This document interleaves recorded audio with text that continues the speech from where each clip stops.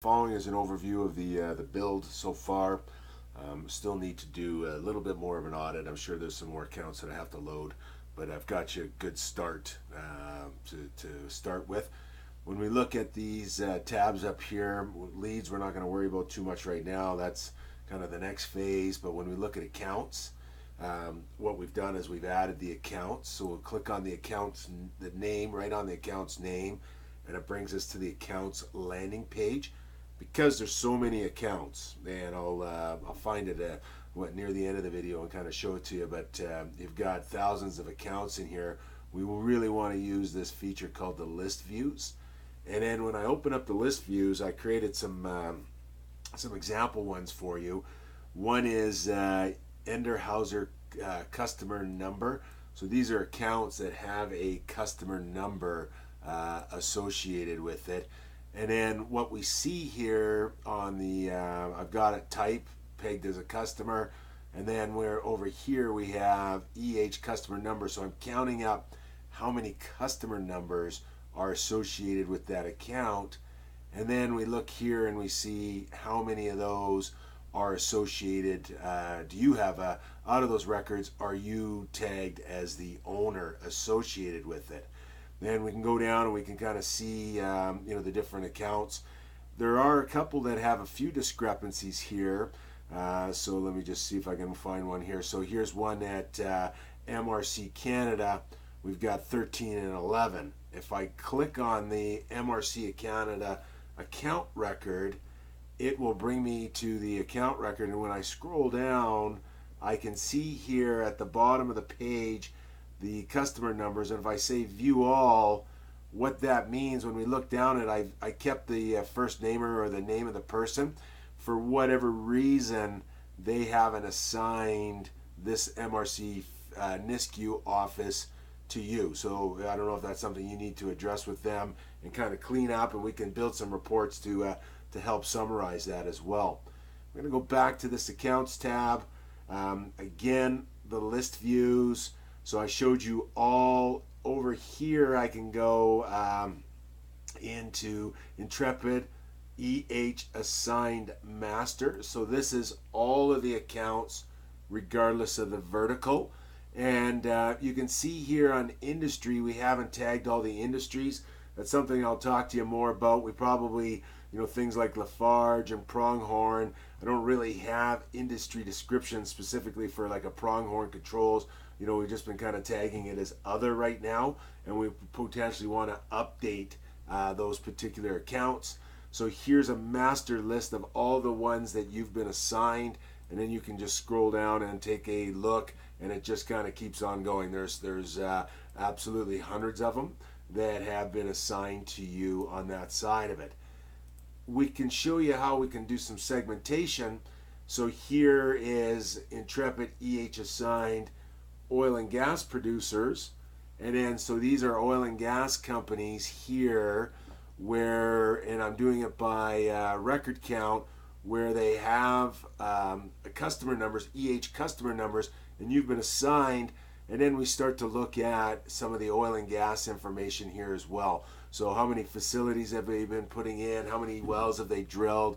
So I could kind of do a sorting ascending, descending, and say, okay, Kona Resources has drilled the most account or most wells out of the ones that have been assigned to you. And if we click on it, you can see here that there is a list of contacts that we have associated with that particular account, which I've imported on your behalf on that side of it. So you can see here we got a lot without contacts. That's not great. We would like to see them.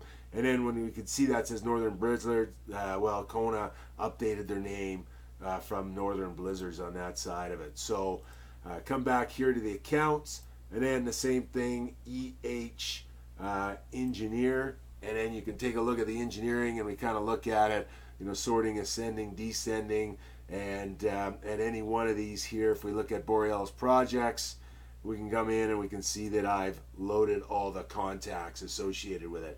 I'll send you a link on how to create those list views, but very, very powerful for you. But I think in the short run, you've got a pretty good place to start. You can take a look at the master list of all of EH customers, or you can look at your master list, or you can break it down into the categories. Here, the other category that I have just doesn't contain engineering, and it doesn't contain kind of your producer.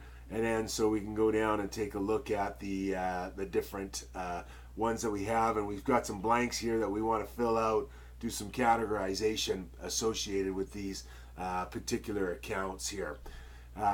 What else we've done, so let's just take a look at opportunities. From any one of the account records, I could come in and I could create a new opportunity, or I can come into the opportunities tab and I can say new, and it'll allow me to create a new opportunity. Just trying to keep it simple to start with. Is we've got the opportunity name, so we'll talk a little bit more about that, but so the description of the opportunity, the accounts that it's associated with, so we would look up and say, okay, well, let's say it's with Borealis.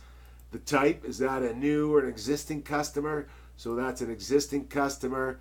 Close date is when you think you're going to get the business.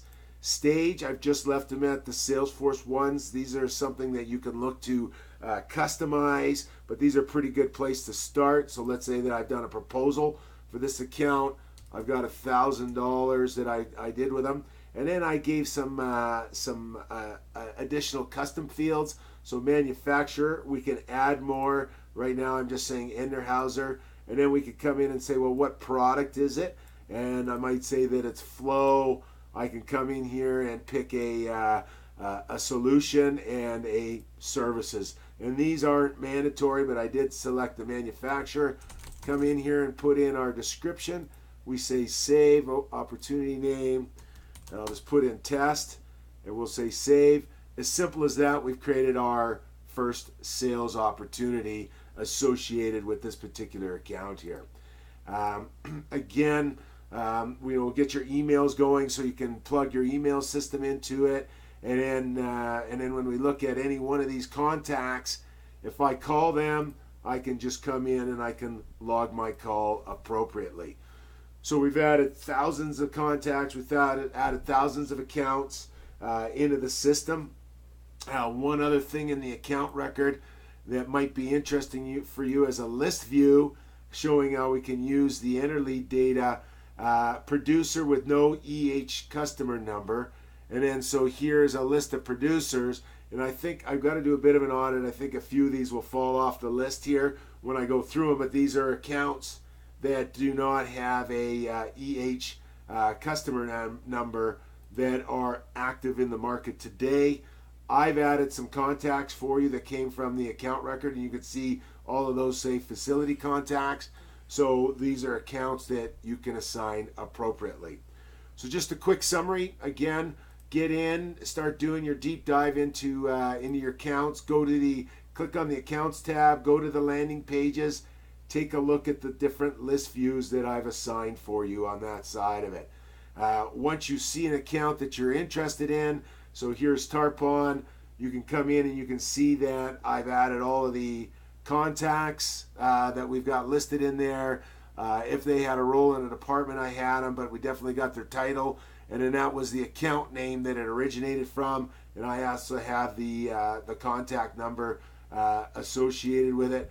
And then if we come down and we take a look at it, Tarpon, here are all the customer numbers. If I say view all, again, you get a list of all of the customer numbers, and you can see how that's kind of broken out by geographic location on that side of it. So what our goal is to, when we look at looking at the contacts, my question is, when I look at those contacts that you have for this particular account here, and I think I have it listed there, and if I say view all, I can look at the mailing, email, title. I'll make sure that I list it here. We should have mailing address, and we can see where that contact is located.